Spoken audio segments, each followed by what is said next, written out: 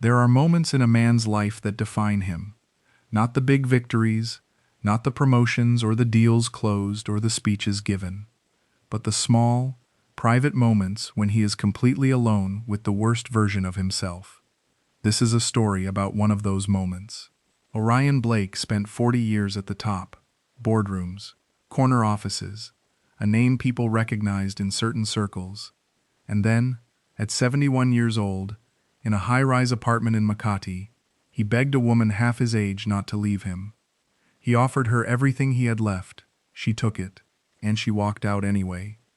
The last thing I said to her before she closed the door was her name. Just her name, Natasha.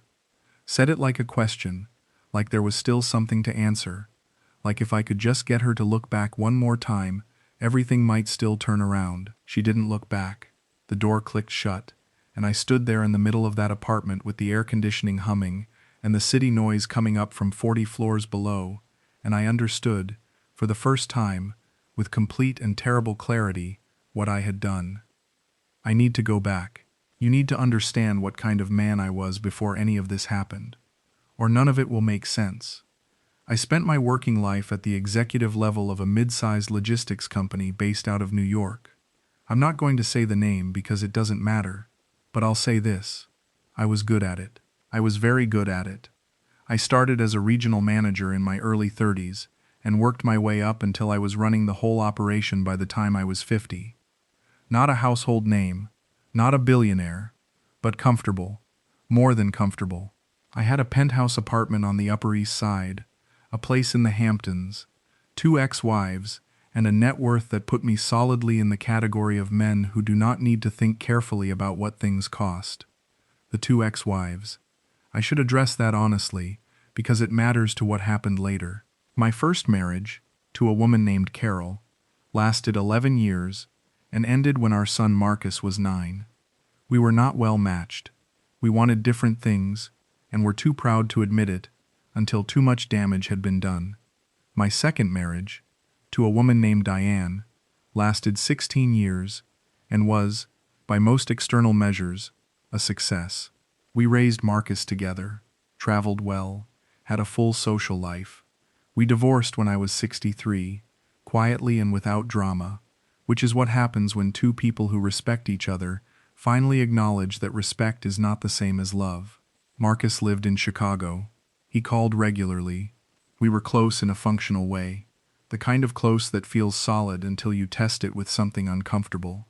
I retired at 68, sold my shares in the company, settled my financial affairs, and found myself, for the first time in 4 decades, with nothing that required my attention. I tried the things you're supposed to try: golf, charity boards, a memoir I never finished, travel. The travel was the thing that stuck. I went to Southeast Asia for the first time at 69, Thailand, Vietnam, a week in Singapore. I liked the pace, the warmth, the fact that no one knew my name or cared what I used to run. In New York, my identity was tied to what I had done. Out here, I was just a man having dinner by himself near the water. The Philippines came on the recommendation of a man I met in Singapore, a retired banker from Atlanta named Pete Holliday, who had been living in Manila for 2 years and could not stop talking about it. "You'll love it," he said. "The food, the people, and the energy in Makati, man. It's like Manhattan but warmer and cheaper, and nobody's pretending to be someone they're not." I went. I stayed at a hotel in Makati for 3 weeks, and on the 9th night, I went to a rooftop bar that Pete had recommended, and I met Natasha Valdez. She was the host. That was her job: seating guests, managing the room, making people feel welcome from the moment they walked in. She was good at it. Exceptionally good. She had a way of making eye contact when she greeted you that made you feel like she'd been looking forward to seeing you specifically.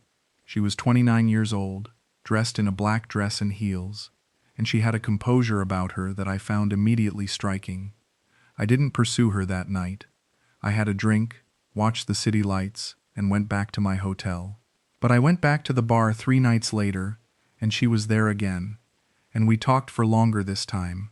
She was between seatings, and she sat across from me at the bar for 20 minutes and asked me about New York, with a genuine curiosity that I hadn't encountered in a long time, not asking about my money, asking about the city itself, what it felt like to live there, whether I missed it, what I thought of Manila by comparison. New York never lets you breathe, I told her. This city feels like it's breathing all the time. That's because nobody here is running from anything, she said. People in Manila, they're not chasing, they're just living. I thought about that for days after. I came back a third time, and a fourth. Eventually I asked if I could take her to dinner on her night off. She was quiet for a moment, then said, "I don't usually do that." "Neither do I said. "That's kind of the point," she smiled. She said yes. The 3 months that followed were the most alive I had felt in years. Maybe the most alive I had ever felt, if I'm being fully honest with myself, though I'm aware now how much that says about the rest of my life, rather than about Natasha specifically. We had dinner at places she chose.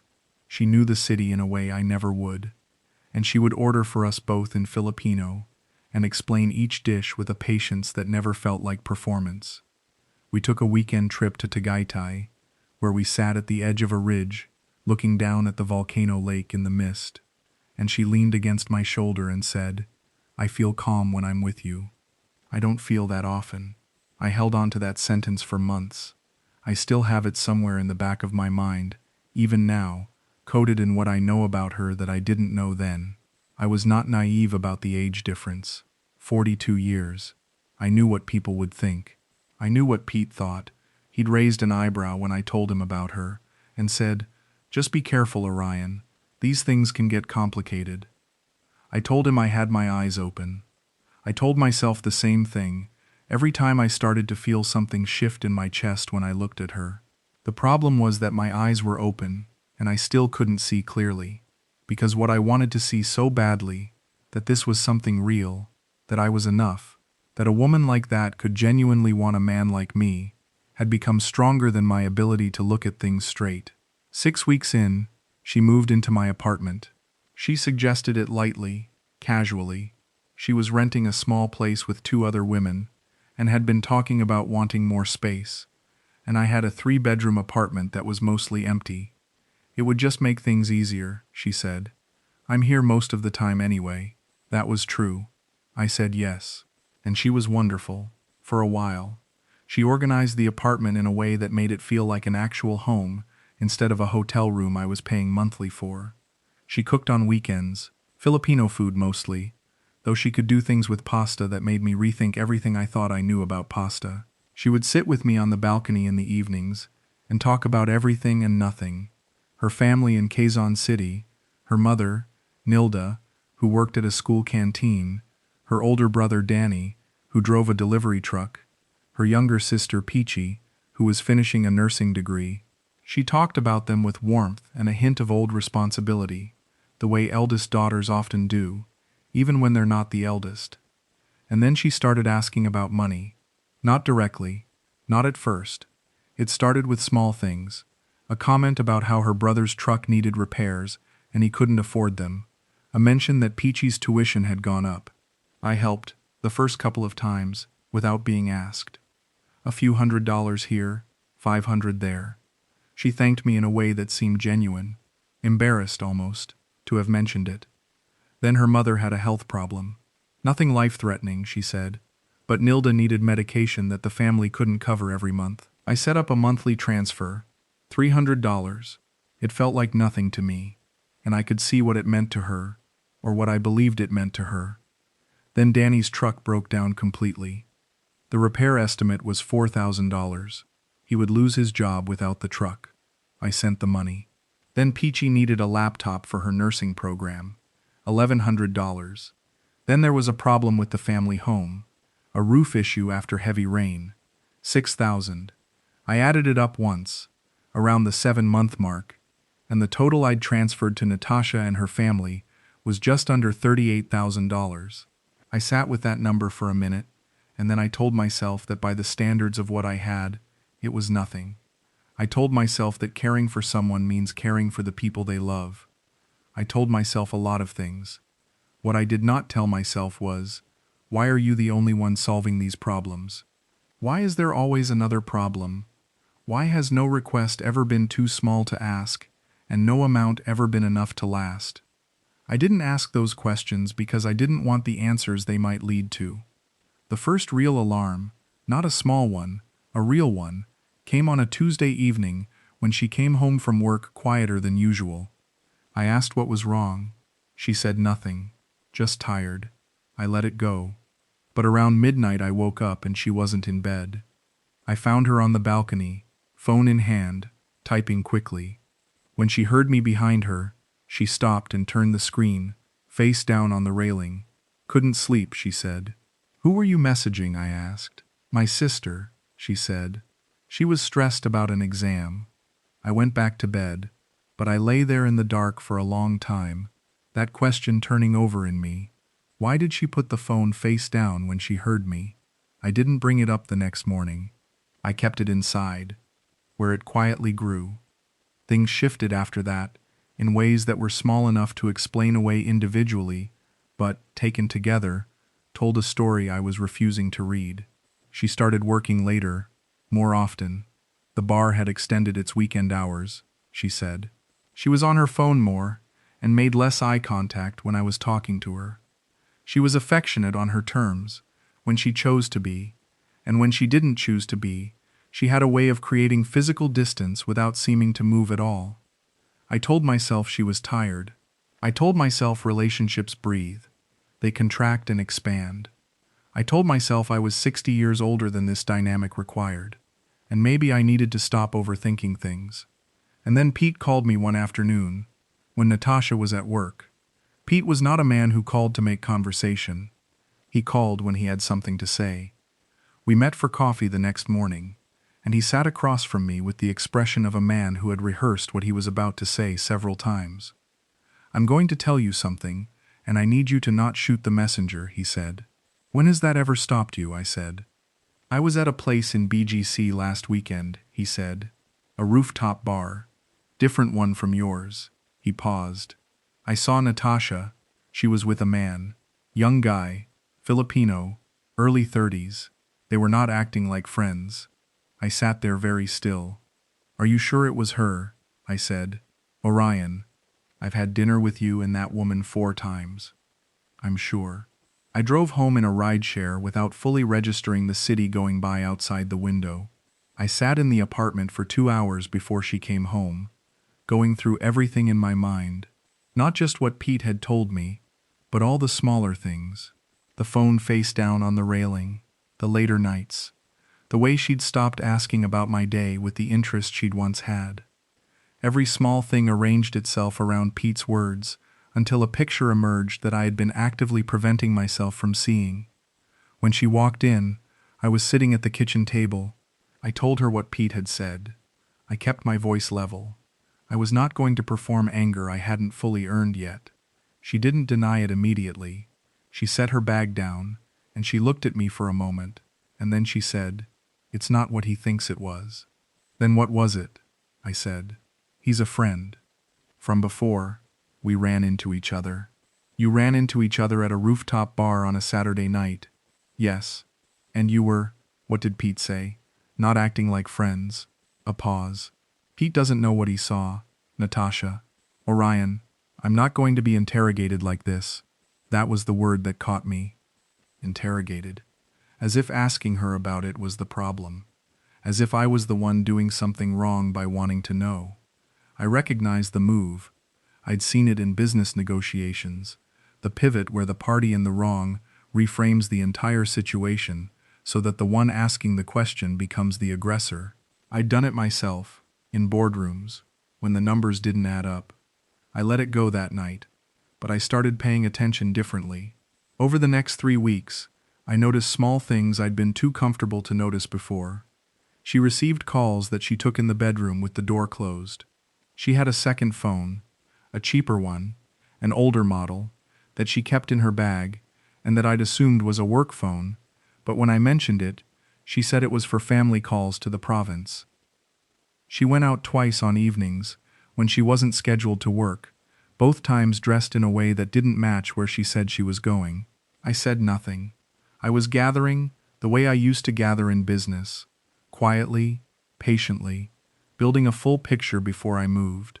The picture became complete on a Sunday morning when she was in the shower and her main phone buzzed on the nightstand. I didn't pick it up, but the screen lit up with a preview of a message, and the name at the top wasn't her sister or her mother or anyone whose name I recognized. It was a man's name, and the preview, visible before the screen went dark, contained 3 words that no man wants to read about the woman sleeping in his bed. I put the phone back exactly where it was. I walked to the kitchen and made coffee. When she came out, wrapped in a towel, I handed her a cup and told her good morning. I was remarkably calm. I think the calmness surprised me more than anything. She left to meet her sister that afternoon, or so she said. I sat in the apartment and I thought very carefully about what I was going to do. Not what I felt, what I was going to do. By the time she came back that evening, I had decided to confront her directly. No more gathering. I knew enough. I told her what I'd seen on the phone. I told her about the pattern of the past several weeks. I told her, as calmly as I could manage, that I needed her to be honest with me about what was actually happening. She sat across from me at the same kitchen table, and, for the first time in months, she dropped the performance entirely. The warmth was gone. The careful attention was gone. What was left was someone I hadn't met before. Not cold exactly, but stripped of the version of herself she'd been showing me. I didn't plan for this to happen, she said. For what to happen, I said. For me to feel this way. About someone else. I remember the specific quality of silence in the room after she said that. The air conditioning. The city 40 floors below. The sound of my own breathing. How long? I said. A few months, she said. Since before Pete saw you. Yes. I stood up and walked to the window and looked at the city for a while. The lights were just starting to come on. It was that hour in Manila when the heat softens slightly and the sky goes that particular shade of orange that reminds you you're far from home. I want you to leave, I said. My voice was steady. I was proud of how steady it was. Orion, I want you to pack whatever is yours, and I want you to leave. She was quiet for a moment. Then she said, I'll need some time to find a place. And something happened to me then. Something I cannot fully explain, even now, even with everything I know. Because instead of holding firm, instead of saying yes, you have until the end of the week, I turned around and looked at her across the apartment that had been our home for almost a year, and something in my chest came completely loose. I asked her not to go. I'm not going to dress that up. I'm not going to make it sound measured, or dignified, or strategic. I stood there, and I told her that I didn't want her to leave. I told her that what we had was real to me, even if she'd lost it somewhere along the way. I told her that I was willing to start over, to move somewhere new, to make whatever changes she needed. I heard myself saying these things, and some part of me understood that this was not a negotiation. It was begging. But I couldn't stop. She listened. She didn't say yes or no. She just listened, and the expression on her face was something I recognized later as patience. The patience of someone waiting for a conversation to finish, so they can get to the part they're actually interested in. If I stay, she said finally, I would need to feel secure. Really secure. Not just, I care about you. Real security. Financial security. I heard that. I heard exactly what it was. And I agreed anyway. We spent 3 days in a kind of negotiation that I will be ashamed of for the rest of my life. She stayed in the apartment. We had quiet conversations. She was warmer than she'd been in months. That warmth turned back on like a switch, and I knew it was calculated and I let it work on me anyway. She talked about what a future could look like. She talked about the other man as a mistake, a confusion, something that happened when she felt uncertain about us. She said she needed to know that I was serious. What does serious look like? I said. It looks like commitment, she said. Real commitment, not just words. I was a retired executive with a net worth in the millions. I had liquid assets, brokerage accounts, a portfolio that my financial advisor in New York, a man named Gerald Kwan, had managed carefully for over a decade. I could move $500,000 without it ending me. not without consequences, but without ending me. I told myself I knew what I was doing. I told myself this was an investment, in a relationship, in a future, in not being alone at 71, in a foreign city with nothing but my history to keep me company. I transferred $500,000 to a joint account we opened together, with the understanding that this was the foundation of a shared life. She was present at the bank. She signed the documents. She held my hand in the rideshare on the way back to the apartment and said, "I want this to work, Orion. I really do." 14 days later, she was gone. She moved money from the joint account in stages, 4 transfers over 5 days, each one just under the threshold that would trigger my automatic alerts. I didn't notice until the 5th day, when I went to check the balance and found $1,140 remaining. I called her. The call connected. "Natasha," I said. "I'm sorry," she said. Just that, 2 words, and then she ended the call.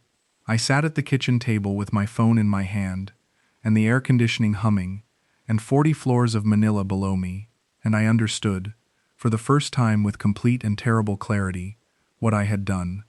I called Gerald in New York. He was professional and careful, but I could hear what was underneath the professionalism. The particular restraint of someone who has been worried about a client for a long time and is now watching the thing they feared come true. He told me what my options were. He told me the joint account had been cleared and that recovery would be difficult. He said, gently, "Orion, you need a lawyer there who can advise you locally." He gave me the name of a firm that a colleague had used. I called them that afternoon. The attorney I spoke with, a Filipino man named Attorney Roldan Mercurio, was experienced with situations like mine. He explained the mechanisms available to me, the time required, the likelihood of success. He was honest about the odds. The account was joint, he said. She had legal access to those funds. What you would need to prove is fraud in the inducement, that the transfer was obtained through deliberate misrepresentation. That's possible, but it requires evidence, time, and resources. "I have resources," I said. "Then we can explore it," he said. I called Pete that evening. He came over. He sat across from me in the apartment that still smelled like Natasha's shampoo, and he listened to the full story without interrupting. When I finished, he was quiet for a moment. "I'm not going to say I told you so," he said. "I know," I said. "But Orion, the 500,000, that was—" "I know what it was," I said. He nodded slowly. "Okay," he said. "So what do you need right now?" That question, that simple, direct question from a man who had no reason to be sitting in my apartment at 9 o'clock on a Thursday night, listening to me unpack the wreckage of my own decisions. I had to look at the ceiling for a moment before I could answer. "I think I need someone to tell me I'm going to be all right," I said. Pete looked at me across the table. "You're going to be all right," he said. "You're going to be significantly lighter in the wallet and significantly heavier in the wisdom department. But you're going to be all right." I called Marcus the next morning. That was the hardest call I have ever made in my life. Harder than any business crisis. Harder than either of my divorces. Harder than telling my first wife that I wanted out. Because Marcus was my son, and I had always been, in his eyes, the man who knew what he was doing, the man in control. And I had to call him from 40 floors above Manila and tell him that I had begged a woman half his age to stay with me, offered her $500,000 to do it, and she had taken the money and left. He didn't speak for a long time. Then he said, "Dad, are you safe?" "I'm safe," I said. "Okay." Another pause. "Do you want me to come there?" "No," I said. "I need to handle this." "You don't have to handle everything alone," he said. "I know. I know that now in a way I didn't know it then. The thing about spending 40 years being the person in the room who handles things is that you stop knowing how to be the person who needs handling. You forget that asking for help is not the same as admitting failure. You confuse self-sufficiency with strength, and you pay for that confusion in ways that have nothing to do with money. The legal process with Attorney Mercurio is ongoing. I'm not going to pretend there is a clean resolution coming. The joint account gave her legal cover that makes full recovery unlikely. We may recover a portion. We may recover nothing. I've had to be honest with Gerald about the damage to my portfolio and adjust what my retirement actually looks like going forward. It's still sustainable, but it is not what it was. I stayed in Manila for another 3 months after she left. Not because I had something holding me there, but because I needed to understand what had happened before I went home. Going back to New York feeling like this, gutted, diminished, hollowed out, and sliding back into the life I'd lived before, felt dishonest. I needed to sit with it. Pete checked in regularly. Attorney Mercurio kept me updated. I walked the city more than I'd ever walked it when Natasha was in my life, which is strange to think about, that I knew Manila better alone than I had when I was supposedly building a life there. I ate at small places I'd never tried. I sat at the waterfront in Roxas Boulevard in the mornings and watched the bay. I read books I'd been carrying in my bag for months without opening. I thought about Carol and Diane, and the relationships I'd had in my life, and what they'd meant, and what I'd brought to them, and what I'd withheld. I thought about what I was actually looking for when I walked into that rooftop bar and let a 29-year-old host make me feel like the most interesting man in the room. I was looking for something to prove, that I was still vital, that my life had not contracted to the size of a man who once ran something and no longer did, that someone young and beautiful and full of life could look at me and see someone worth looking at. That's not love. That's need dressed up as love. And the difference matters enormously, because need is exploitable in ways that love is not. Natasha exploited it. But she could only exploit what was already there. What I've had to confront, sitting with this over these long months, is that the $500,000 was not an act of love. I know I told myself it was. I know I felt something genuine when I made that transfer, something that felt like devotion, but what it actually was, when I'm honest enough to look at it clearly, was a purchase. I was buying certainty. I was buying the answer to a question I was too afraid to leave unanswered. Am I enough for someone like her? The answer she gave me cost me $500,000 and the better part of a year of my life. But the answer was honest, at least. In her own cruel and calculated way, she gave me the truth that I wasn't willing to arrive at on my own. I am not enough for someone like her, not because there is something wrong with me, but because what she was doing was never about enough. It was a transaction from the beginning, and the only one who didn't know that was me. I flew back to New York in early December. Marcus came down from Chicago for a weekend, and we had dinner at a place near my apartment and talked longer and more honestly than we have in years. He asked me about Manila, about what I'd seen and felt and learned. He asked carefully, without judgment, the way a son does when he's trying to understand his father without diminishing him. Would you go back, he said. I thought about it. To Manila specifically? Probably not. To the region? Maybe. I genuinely love it out there. I don't want one bad experience to take a whole part of the world from me. That's a healthy way to think about it, he said. I'm working on healthy, I said. It's a new project. He smiled, and something about that smile, the relief in it, the warmth, reminded me that I still had things. Real things. Not the things I'd been chasing in Manila, but things that had been there the whole time, steady and unspectacular and genuinely mine. Pete messaged me a few weeks ago. He's still in Manila, still loves it there. He asked how I was doing. I told him the truth, that I was adjusting, that the legal process was crawling along, that I'd started seeing a therapist in New York for the first time in my life, which felt strange and also necessary. Good, he wrote back. You're not the first guy this has happened to out here. You won't be the last. The difference is whether you learn something or just look for the next one. I thought about that for a long time. I'm learning. That's the honest answer. I am learning, slowly and at significant expense, the difference between loneliness and readiness, between wanting company and being capable of real connection, between what I was willing to pay for and what I was actually worth. There is a version of this story that ends in bitterness, where I spend the next years of my life bitter about Natasha, bitter about the Philippines, bitter about the money and the humiliation, and the image of myself standing at that table begging a woman who had already made her decision to please just stay. I don't want that version. Not because I owe her anything, I don't. Not because what she did was forgivable, it wasn't, but because bitterness costs more than $500,000, and I've already paid enough. What I'm choosing instead is simpler and harder than bitterness. I'm choosing to look at the man I was in that apartment, the one who sent the wire transfer and held her hand in the rideshare home and told himself he knew what he was doing, and be honest with him. Not cruel, not dismissive, just honest. He was lonely. He had been lonely for longer than he admitted. He had spent 40 years being competent and important, and somewhere in the middle of all of that, had forgotten to build the kind of life that holds you when the competence and importance are gone. He saw something in Natasha that answered a question his loneliness was asking, and he paid whatever it cost not to have to hear a different answer. He is me, I am him, and I am, slowly, making peace with that. The door clicked shut. She didn't look back, and I stood in that apartment and understood, finally, what I had done.